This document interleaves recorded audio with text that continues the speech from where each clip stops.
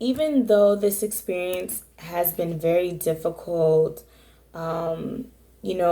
experiencing a new culture isn't easy. You have to reprogram yourself and to tell yourself you're in another country, so you have to adapt to how things are here, even if you don't agree with a lot of things that happen.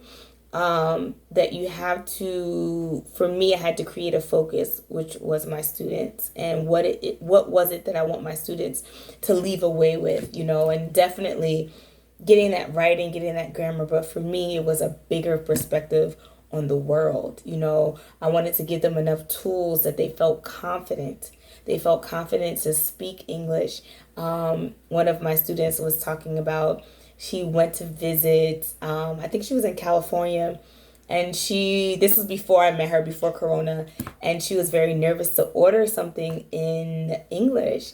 And so I just told her, with practice, being confident, and the more you do it, the better you'll get. And I was telling her about my experiences practicing Korean. I sound crazy.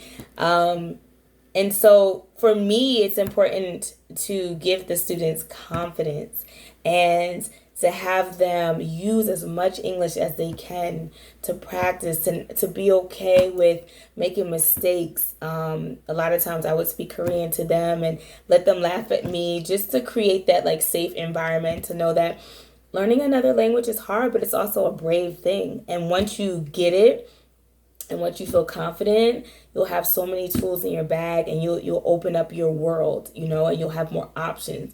Whether you want to use them or not, it's up to them, it's up to you. But the fact that you have an option, it's always better to have more options than less options.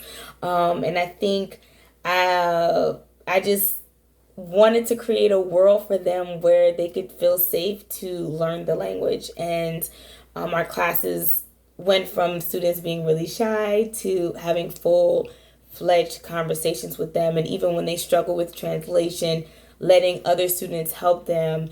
And then we would work all together, to get them to get their sentence and their thought out. But it was a great experience. And I've realized that our purpose is not always easy. And so it was very difficult for me in the beginning, but I also had to give myself grace with, you're learning a whole nother culture. It's not always going to be easy. So once I started giving myself grace, concentrating solely on my students, giving them confidence, having fun with them, having them just speak, and hearing themselves speak and use English more and more and more every day, the experience here got so much better. I was like, and if, when I leave here, if that's all that I've done, then that's like that was my purpose. The other things that I expected to was to have a little bit more experience culturally, but I think because I worked in a Hagwon that was more business centered, I didn't really have that. If I were to do it all over again, or to do it a second year, I should say, it's a better sentence, I would try it a public school, to have that experience, to see, hand on more of the everyday academics. And I know a lot of times that they celebrate more of the traditional holidays inside the public school. Our Hagwon did talk about it, but we didn't have celebration. So that would have been nice. That was actually my expectation. That did not happen.